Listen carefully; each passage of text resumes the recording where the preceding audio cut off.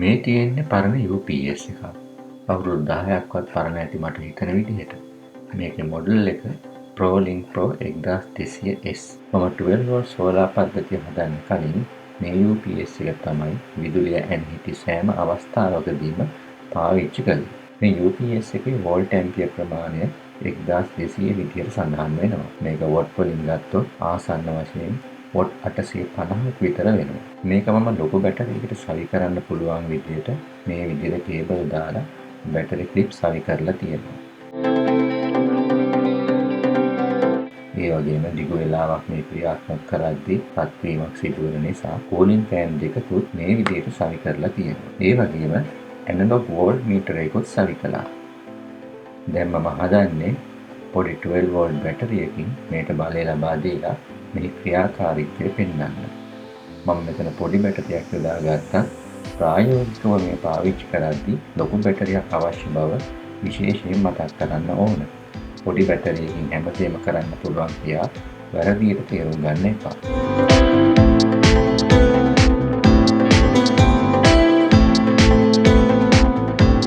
මේ ක්‍රියාත්මක කළ විගස කූලින් ෆෑන්ද මේ විදිහට ක්‍රියාත්මක වෙනවා.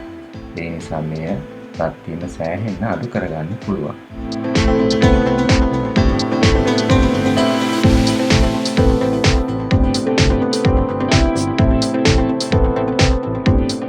මේට උපකරණ සවි කිරීම සඳහා මම තාවකාලික ප්ලග් පොයින්ට් එකක් මේ විදිහට හදාගත්තා.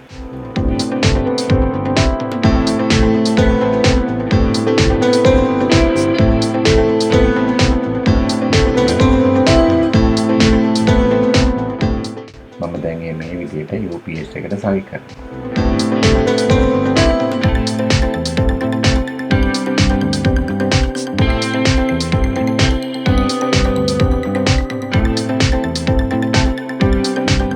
මම දැන් මේ LED බල්බ් එක මේට සම්බන්ධ කරන්න යන්නේ.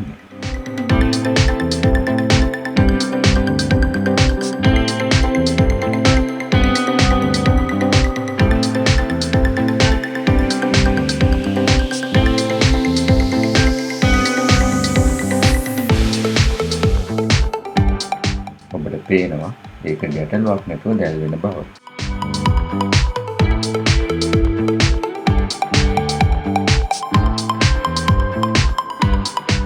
මේ තියෙන්නේ වොට් 500ක බ්ලෙන්ඩර් එකක්. ඔබට ඒක පැහැදිලිවම පේන්න ඇති.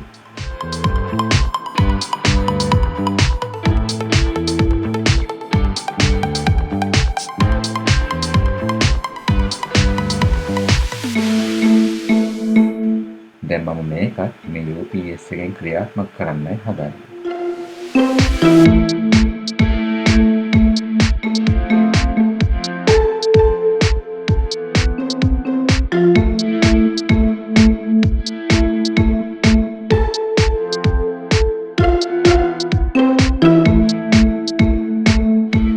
ඔබට පේනවා මේට බලය සැපෙන්නේ පැහැදිලිවම UPS එකෙන් බව.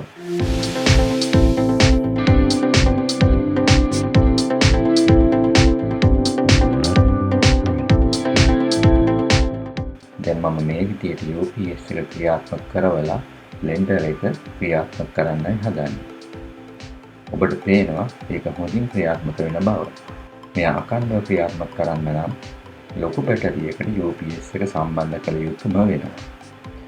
මේ ඇතුලේ සිදු කරලා තියෙන වෙනස්කම් මේ ගලවා පෙන්වන්නයි මම හදන්නේ.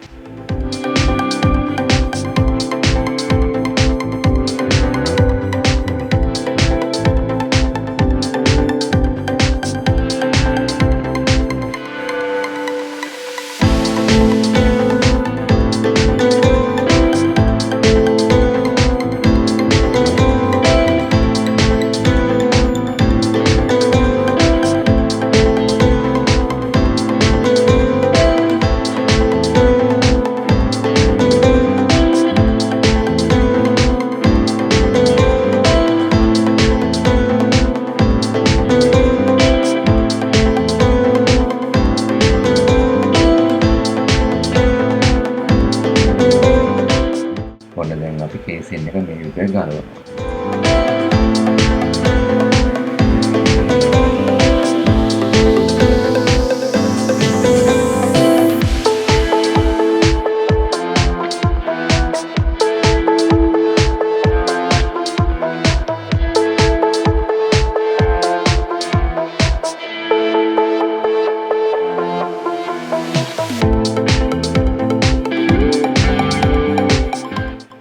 ෆෑන් සවි කර ඇති ආකාරය ඔබට දැන් පැහැදිලිව පේනවා ඇති.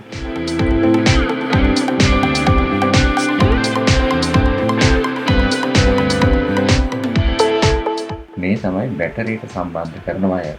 ඒවා සඳහා ටිකක් වැඩි විස්කම්භයක් තියෙන වයර් යොදා ගත්තා.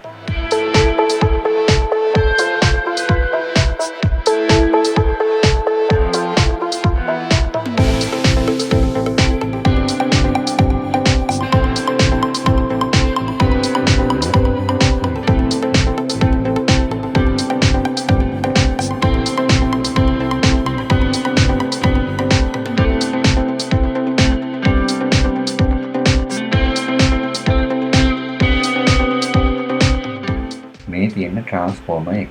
ඒද අධික ලෙස රත් වෙන නිසා කූලින් ෆෑන් ඒවා අසලින්ම සවි කළා. මේ තමයි MOSFET ට්‍රාන්සිස්ටර් සවි කොට ඇති ස්ථානය.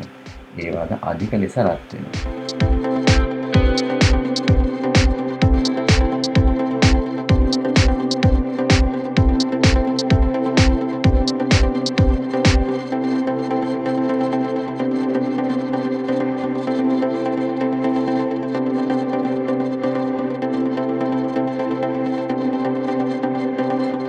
කේසින් එකට සම්බන්ධ කොට ඇති කෝලින් ෆෑන් වලට සහ වෝල්ට් මීටරයට බලය සැපයන වයර් මේ වගේ කනෙක්ටර් වලින් සම්බන්ධ කළේ හදිසි අවස්ථාවකදී පහසුවෙන් ගලවා ඉවත් කිරීම සඳහායි. මේ කනෙක්ටර් ලබා ගත්තේ පරණ පරිගණකයක කොටස් වලින්.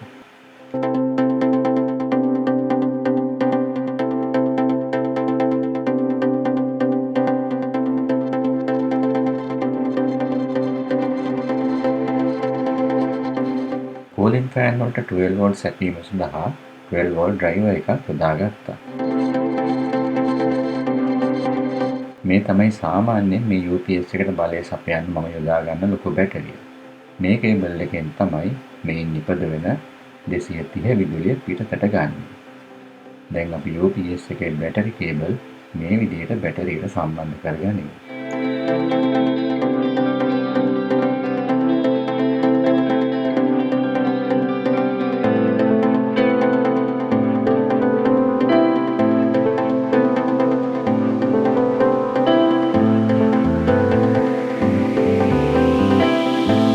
වෝල්ට් 230 පිටතට ගන්න කේබල් එක මේ විදිහට සවි කොට තියෙනවා.